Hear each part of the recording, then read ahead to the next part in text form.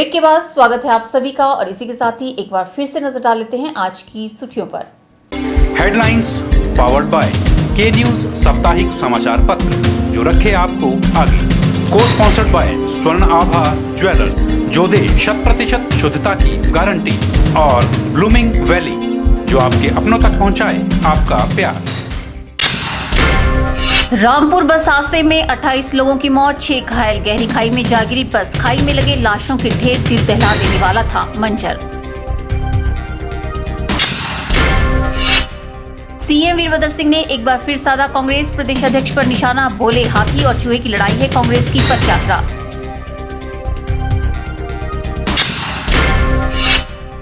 भाजपा के प्रदेश मीडिया प्रभारी प्रवीण शर्मा का कहना, मीडिया पर सवाल उठाना सीएम को नहीं देता शोभा, मीडिया से माफी मांगे सीएम वीरभद्र सिंह। और गुड़िया को न्याय दिलाने के लिए सड़कों पर उतरे लोग, शहर भर में कैंडल मार्च निकालकर उठाई न्याय की मांग, पुलिस और सरकार की कार्यप्रणाली पर भी उठाए सवाल। मंडी स्थित सेरी चारनी में किसान बचाओ हिमाचल बचाओ अभियान द्वारा सम्मान समारोह का आयोजन किया गया। इस सम्मान समारोह में भारतीय कृषि अनुसंधान संस्थान के पूर्व कृषि वैज्ञानिक पशुपाल चंद ठाकुर ने सेरी चारनी पर किए गए सत्याग्रह में भाग लेने वाले सत्याग्रहियों को सम्मानित किया। मंडी स्थित सेरी चारनी में किसान बचाओ हिमाचल बचाओ अभियान द्वारा सम्मान समारोह का आयोजन किया गया। इस सम्मान समारोह में भारतीय कृषि अनुसंधान संस्थान के पूर्व कृषि वैज्ञानिक पुष्पाल चंद ठाकुर ने सेरी चारनी पर किए गए सत्याग्रह में भाग लेने वाले सत्याग्रहियों को सम्मानित किया। पुष्पाल चंद ठाकुर ने सत्याग्रहियों को सम्मानित कर कहा कि क्लस्टर यूनिवर्सिटी से प्रदेश के युवाओं और किसानों के बच्चों को उच्च शिक्षा मिलेगी, जिससे वे रोजगार हासिल कर पाएंगे। उन्होंने कहा कि क्लस्टर यूनिवर्सिटी को खुलवाने के लिए किसान बचाओ हिमाचल बचाओ अभियान ने देश राज्य के नेतृत्व में बहुत महत्वपूर्ण योगदान किया है। हिमाचल सरकार ने जो यूनिवर्सिटी कमेटी के डायरेक्टर हैं उन्होंने 2013 में प्रपोजल भेजा था। उसके लिए cluster university 3 cluster university Himachal में स्थापित करने के लिए उन्होंने प्रपोजल भेजा था, लेकिन अब 2014 में केंद्र सरकार ने इसको मंजूरी दी थी, लेकिन सरकार जो है हमारी हिमाचल सरकार उसको लागू करने में पूरी तरह से सफल नहीं रही। अब जाके 2017 में उन्होंने इस चीज़ को माना, वो भी इन लोगों के जो देश राज्य और उनकी टीम के जितने हमारे सभी तबके, जिसमें किसान भी हैं, पुलिस के भी हैं, मीडिया के भी हैं और सब जितने भी लोग हैं उनका सबका योगदान रहा है। ब्यूरो रिपोर्ट के चैनल। सोलन नगर परिषद के विवादों में रहे पालिका बाजार में बची हुई 13 दुकानों की खुली नीलामी की गई। दुकानों की बोली नगर परिषद अध्यक्ष देवेंद्र ठाकुर और कार्यकारी अधिकारी बीआर नेगी की अध्यक्षता में करवाई गई। नीलामी में 13 दुकानों में से 6 दुकानें ओपन व 7 दुकानें आरक्षित वर्ग के लिए रखी गई थी। नीलामी में ओपन की सभी 6 दुकानों की खुली बोली हुई, वहीं आरक्षित वर्ग में सिर्फ 3 दुकानें ही नीलाम हो सकी, जिसमें एक दुकान सेवानिवृत्त आर्मी मैन और 2 दुकानें रेहड़ी वालों को सफल बोली के बाद दे दी गई। बाकी शेष 4 दुकानों की बोली आगामी 26 जुलाई को की जाएगी। नगर परिषद के कार्यकारी अधिकारी बीआर नेगी ने बोली की जानकारी देते हुए बताया कि पालिका बाजार में बनी 13 दुकानों की बोली की गई, जिसमें से बोली दाताओं द्वारा 9 दुकानों की सफल बोली देकर किराए पर ली गई। उन्होंने कहा कि शेष बची 4 दुकानों की खुली बोली 26 जुलाई को की जाएगी ताकि पात्र लोगों को इनका लाभ मिल सके। आज जो आपका पालिका बाजार का जो पिछले जो आपका जो दुकानदारों ने नहीं लिया था उसका आज ऑक्शन कर दिया है, जिसमें आपका एक्स सर्विसमैन के लिए एक दुकान जो रिजर्व था ये बीसी शर्मा जी को गया है, और जो वेंडरों का हमारा 4-5 दुकानें रखा था, रिजर्व कर दिया था, जिसमें से 2 वेंडर आए जिनको एक 1900 में एक 1800 में चला गया। इसी तरह हमारा जो सामान्य वर्ग में आपका टोटल आपका जो ना 6 बंदों का हो गया है, और जो वेंडरों का जो आपका दूसरे टाइम था, अब इस दुकानों को यह निर्णय लिया गया है कि 26 तारीख को ये ओपन में अब जो है इसको खुली बोली में किया जाएगा। ब्यूरो रिपोर्ट के चैनल सोलन। हिमाचल प्रदेश सरकार की ब्यूरोक्रेसी पूरी तरह से बेलगाम हो चुकी है, यह आरोप लगाया हिमाचल प्रदेश राज्य विद्युत बोर्ड एम्प्लॉयज यूनियन के अध्यक्ष कुलदीप खरवाड़ा ने। वहीं हिमाचल प्रदेश राज्य विद्युत बोर्ड एम्प्लॉयज यूनियन द्वारा मंडी स्थित मुख्य अभियंता परिचालन सेंट्रल जोन कार्यालय के बाहर विरोध प्रदर्शन भी किया गया। हिमाचल प्रदेश राज्य विद्युत बोर्ड एम्प्लॉयज यूनियन द्वारा मंडी स्थित मुख्य अभियंता परिचालन सेंट्रल जोन कार्यालय के बाहर प्रदर्शन किया गया, जिसमें मंडी सर्कल के विद्युत कर्मचारियों ने भाग लिया। हिमाचल प्रदेश राज्य विद्युत बोर्ड एम्प्लॉयज यूनियन के अध्यक्ष कुलदीप खरवाड़ा ने कहा कि हिमाचल प्रदेश सरकार की ब्यूरोक्रेसी बुरी तरह से बेलगाम हो चुकी है।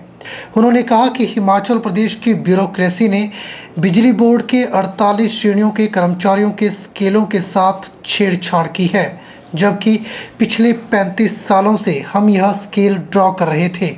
कुलदीप खरवाड़ा ने कहा कि हिमाचल प्रदेश के मुख्यमंत्री ने 1 मई 2016 को यह घोषणा की थी कि बिजली बोर्ड के कर्मचारियों की वेतन विसंगतियों को 2 महीनों के अंदर दूर किया जाएगा, लेकिन 1 साल बीत जाने पर भी इन स्केलों की वेतन विसंगतियों को दूर नहीं किया गया, जिसको लेकर पूरे प्रदेश के कर्मचारियों में भारी रोष है। आज जो मंडी सर्कल के अंदर हमने धरना रखा है, इस धरना का मुख्य कारण यह है कि हिमाचल प्रदेश सरकार की जो ब्यूरोक्रेसी है, जो अफसरशाही है, वो पूरी तरीके से बेलगाम हो चुकी है। हिमाचल प्रदेश की ब्यूरोक्रेसी ने बिजली बोर्ड की 48 श्रेणी के कर्मचारियों के स्केलों के साथ छेड़छाड़ की है, जबकि पिछले 35 साल से ये स्केल हम ड्रॉ कर रहे थे।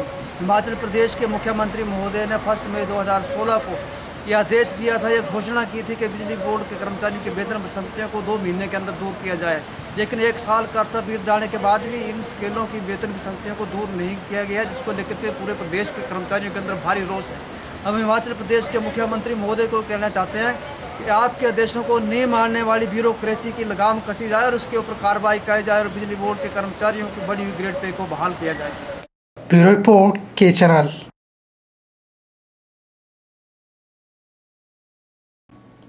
सोलन में बंदरों का आतंक दिन प्रतिदिन बढ़ता ही जा रहा है। शहर में लोगों का घर से निकलना मुश्किल हो गया है। अगर कहें कि बंदरों की वजह से लोग अपने परिवार को घरों में बंद रखकर अपने आप को सुरक्षित महसूस कर रहे हैं, तो ये गलत नहीं होगा, क्योंकि बंदर शहर के कोने कोने में स्वतंत्र रूप से रह रहे हैं और लोगों को डर के मारे घरों में छुपना पड़ रहा है। सोलन में बंदर शहर के कोने कोने में स्वतंत्र रूप से घूमते देखे जा सकते हैं। अगर लोग बाहर निकलते हैं तो बंदरों द्वारा काटे जाने का डर बना रहता है। बच्चों को स्कूल भेजना मुश्किल हो चला है। बंदरों से गृहिणियां अधिक परेशान रहती है, क्योंकि बंदर धोए हुए वस्त्रों को उठा कर ले जाते हैं। घर की खिड़की खुली हो तो घर में घुसकर उत्पात मचा देते हैं। शहरवासियों का कहना है कि उनके लिए बंदर अब सबसे बड़ी समस्या बनते जा रहे हैं, क्योंकि अब बंदरों ने लोगों को काटना और उन पर हमला करना शुरू कर दिया है। बंदर दरवाजा खोलकर घर में प्रवेश कर जाते हैं, पानी की टंकियां खोलकर पानी गंदा कर देते हैं और बच्चों का स्कूल जाना मुश्किल हो गया है।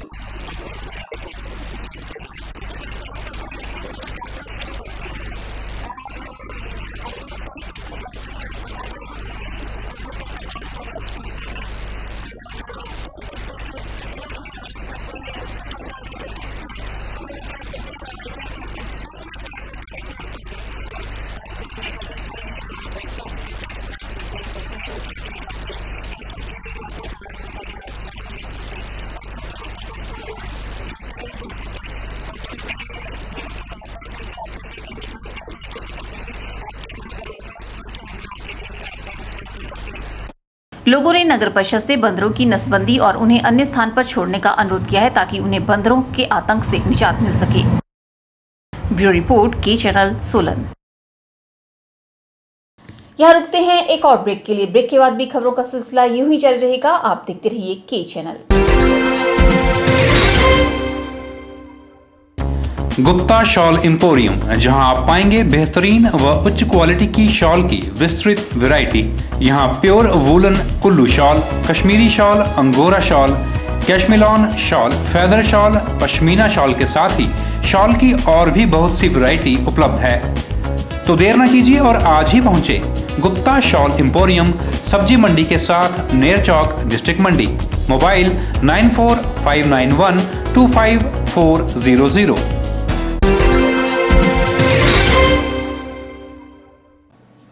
सदर विधानसभा क्षेत्र के पंडोह में वीरवार को स्वास्थ्य मंत्री कौल सिंह ठाकुर ने ग्रामीण विकास मंत्री अनिल शर्मा की उपस्थिति में प्राथमिक स्वास्थ्य केंद्र के 2 मंजिला भवन की आधारशिला रखी। बता दें कि इस भवन के निर्माण पर लगभग 43 लाख रुपए व्यय किए जाएंगे, जिसमें से 24 लाख रुपए की राशि लोक निर्माण विभाग के पास जमा करवा दी गई है। इस अवसर पर कौल सिंह ठाकुर ने कहा कि प्रदेश सरकार ग्रामीण क्षेत्रों तक बेहतरीन स्वास्थ्य सेवाएं उपलब्ध करवाने के लिए कृत संकल्प है और गत 4.5 वर्षों में इस दिशा में सार्थक कदम उठाए गए हैं। उन्होंने कहा कि प्रदेश में 180 नए स्वास्थ्य संस्थान खोले अथवा अपग्रेड किए गए हैं। मंडी जिला में भी इस अवधि में 22 नए प्राथमिक स्वास्थ्य केंद्र स्थापित किए गए, जबकि 5 सामुदायिक स्वास्थ्य केंद्रों का दर्जा 6 बिस्तर से बढ़ाकर 30 बिस्तर का किया गया है। जिला में इस दौरान 6 नए नागरिक अस्पताल स्थापित किए गए हैं, जिससे यहां इनकी संख्या बढ़कर 11 हो गई है और मंडी जिला के प्रत्येक विधानसभा क्षेत्र में अब एक नागरिक अस्पताल स्थित है। आज हमें खुशी है कि जो आपके प्राइमरी हेल्थ सेंटर यहाँ पीछे मंजूर हुआ, मैंने और अनिल शर्मा जी ने इकट्ठे इसका उद्घाटन किया। इसका सारा श्रेय जो है अनिल शर्मा जी को जाता है। इनके माध्यम से ये यहाँ मंजूर हुआ है और अनिल शर्मा जी के माध्यम से ही इन्होंने कहा यहाँ भवन का निर्माण किया जाए। उसके लिए भी हमने 45 लाख रुपया यहाँ मंजूर किया है और मैं चाहूँगा लोक निर्माण विभाग से कि ये जल्दी से जल्दी, जितनी जल्दी इस प्राइमरी हेल्थ सेंटर को बना से उतना ही अच्छा होगा। इस अवसर पर ग्रामीण विकास पंचायती राज मंत्री अनिल शर्मा ने कहा कि सदर विधानसभा क्षेत्र के सर्वांगीण विकास के लिए वे प्रयासरत रहते हैं। स्वास्थ्य, शिक्षा व सड़कों से लेकर प्रत्येक क्षेत्र का समुचित विकास इस कार्यकाल में किया गया है। उन्होंने कहा कि पंडोह क्षेत्र की 4 पंचायतों में पेयजल समस्या से निजात दिलाने के लिए 4 करोड़ रुपए की पेयजल योजना जनता को समर्पित की गई है। 2 दिन पूर्व पंडोह में मुख्यमंत्री के कर कमलों से पुलिस चौकी का विधिवत शुभारंभ किया गया है। उन्होंने कहा कि सदर क्षेत्र में गत 4 वर्षों में 6 पशु चिकित्सालय खोले अथवा अपग्रेड किए गए हैं और कई पशु औषधालय भी स्थापित किए गए हैं। उन्होंने कहा कि पंचायतों में भवन निर्माण के लिए प्रति पंचायत 15 लाख रुपए की राशि उपलब्ध करवाई गई है। स्वास्थ्य सुविधाओं में बढ़ोतरी करने के लिए जो प्रयास हो रहे हैं उसका ये मील पत्थर आज साबित होगा। जैसा आप जानते हैं, हमारे मुख्यमंत्री राजा वीरभद्र सिंह जी, जिनके माध्यम से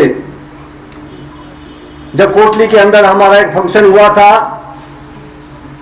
और उसमें कड़को और पंडोह पीएससी की मांग आई थी और वहां पर घोषणा हुई, माननीय मुख्यमंत्री के माध्यम से घोषणा होकर पंडोह का पीएससी का दर्जा मिला और ये मांग बहुत पहले से थी।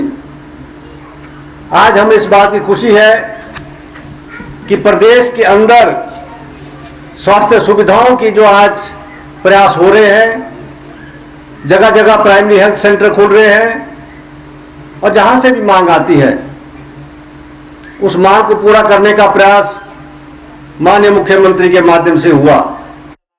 इस अवसर पर प्रदेश कांग्रेस सचिव आशीष शर्मा, जिला परिषद मंडी की अध्यक्षा चंपा ठाकुर, सदर ब्लॉक कांग्रेस के अध्यक्ष धर्मपाल ठाकुर, धर्म कांग्रेस के अध्यक्ष प्रेम सिंह ठाकुर सहित विभिन्न विभागों के अधिकारी व विभिन्न संगठनों के पदाधिकारी व चुने हुए जनप्रतिनिधि उपस्थित रहे। ब्यूरो रिपोर्ट, के चैनल। उद्योग विभाग का एकल खिड़की ऑनलाइन पोर्टल 1 माह में कार्य करना आरंभ कर देगा। इससे संबंधित कानून भी इसी समयावधि में तैयार कर लिया जाएगा। ये बात उद्योग मंत्री मुकेश अग्निहोत्री ने नालागढ़ उपमंडल के बद्दी में भारतीय उद्योग परिसंघ की हिमाचल इकाई द्वारा आयोजित कार्यक्रम को संबोधित करते हुए कही। मुकेश अग्निहोत्री ने कहा कि प्रदेश सरकार हिमाचल में कार्यरत उद्यमियों को श्रेष्ठ सुविधाएं व अधोसंरचना उपलब्ध करवा रही है। उन्होंने कहा कि सिंगल विंडो ऑनलाइन पोर्टल के कार्यान्वित होने से उद्यमियों को सभी प्रकार की सुविधाएं ऑनलाइन उपलब्ध होगी। उद्यमियों को उद्योग से संबंधित सभी स्वीकृतियां ऑनलाइन मिलेगी। उद्योग मंत्री ने कहा कि प्रदेश सरकार 1 माह के भीतर बीमार उद्योग इकाइयों को पुनर्जीवित करने के लिए नीति की घोषणा कर देगी। उन्होंने कहा कि वर्तमान प्रदेश सरकार उद्योग जगत की सभी समस्याएं सुलझाने की दिशा में प्रयासरत है। उन्होंने कहा कि बद्दी, ब्रोटीवाला, नालागढ़ में उद्योगपतियों एवं ट्रक यूनियन के मध्य परिवहन शुल्क के मामले को आपसी बातचीत से शीघ्र सुलझा लिया जाएगा। उन्होंने कहा कि हिमाचल प्रदेश में हजारों परिवार अपने भरण पोषण के लिए ट्रक यूनियन से जुड़े हैं, इसलिए हिमाचल में इनका अस्तित्व बनाए रखा जाएगा। उन्होंने कहा कि प्रदेश सरकार सभी मामलों के निराकरण के लिए वचनबद्ध है। यहाँ पे तो लगातार इंडस्ट्रियलिस्ट एसोसिएशन यूनियन हमें मिल रही थी गवर्नमेंट को, तो इनके रिवाइवल के लिए इंसेंटिव प्लान जो है और वो नीति जो है हम 1 महीने के अंदर ला रहे हैं। उम्मीद है कि नेक्स्ट कैबिनेट में मंत्रिमंडल की अगली बैठक में सिक यूनिट के रिवाइवल की पॉलिसी आ जाएगी। और सेकेंडली इंडस्ट्री की जितनी भी परमिशंस हैं, अब इंडस्ट्री को अप्लाई करने से लेके उसके सैंक्शंस तक वो सारी जो है ऑनलाइन सिंगल विंडो पॉलिसी वो उसमें कानून ला रहे हैं और वो भी 1 महीने के अंदर जो है लगभग काम हो जाएगा। नहीं तो जो विधानसभा का अगला सेशन आ रहा है उसमें या उससे भी पहले जो है ये काम हो जाएगा। ये दोनों इशू बड़े लगातार इंडस्ट्रियल हाउसेज से मांग आ रही थी, इनको हम लागू कर रहे हैं। मुकेश अग्निहोत्री ने कहा कि ऊना जिला के पंडोगा में स्थापित किए जा रहे अत्याधुनिक औद्योगिक क्षेत्र में उद्योग स्थापित करने के लिए प्रथम अगस्त 2017 से भूमि उपलब्ध होगी। उन्होंने कहा कि प्रदेश सरकार पंडोगा के साथ साथ सोलन जिले के धबोटा और कांगड़ा जिला के कंदरौड़ी में भी अत्याधुनिक औद्योगिक क्षेत्र स्थापित करेगी। के चैनल के लिए बद्दी से नंदलाल ठाकुर की रिपोर्ट। कोटखाई में रेप के बाद मर्डर के मामले को लेकर प्रदेश के लोगों का आक्रोश बढ़ता ही जा रहा है। अब इस मामले में एक आरोपी की पुलिस हिरासत में हत्या होने के बाद मामला और भी तुल पकड़ता हुआ नजर आ रहा है। लोग पुलिस और सरकार की कार्यप्रणाली पर प्रश्न चिन्ह उठाते हुए गुड़िया को न्याय दिलाने के लिए सड़कों पर उतर आए हैं।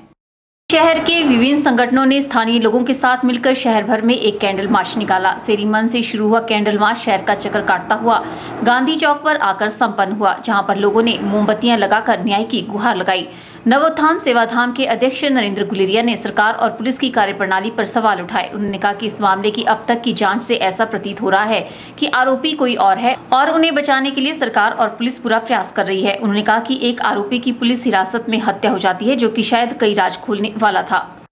प्रेमापसाई जो केस की पूरी आप इन्वेस्टिगेशन को देखेंगे तो इससे यही लग रहा है वो कृत्य किया है ये और लोग हैं और मोरे के तौर पर और लोगों को आगे किया जा रहा है। देखने वाली बात यह है कि जिस नेपाली को अरेस्ट किया था आज उस नेपाली को उसके को-अक्यूज ने मार दिया। ये अपने आप में दिखाता है कि वो जो नेपाली था वो कुछ सच्चे तथ्य पुलिस के सामने रखने वाला था। वही स्थानीय युवती सुमन ने कहा कि सरकार को बदलने का समय आ गया है। सुमन के अनुसार आज माहौल ऐसा हो गया है कि युवतियों और महिलाओं के मन में भय घर कर गया है।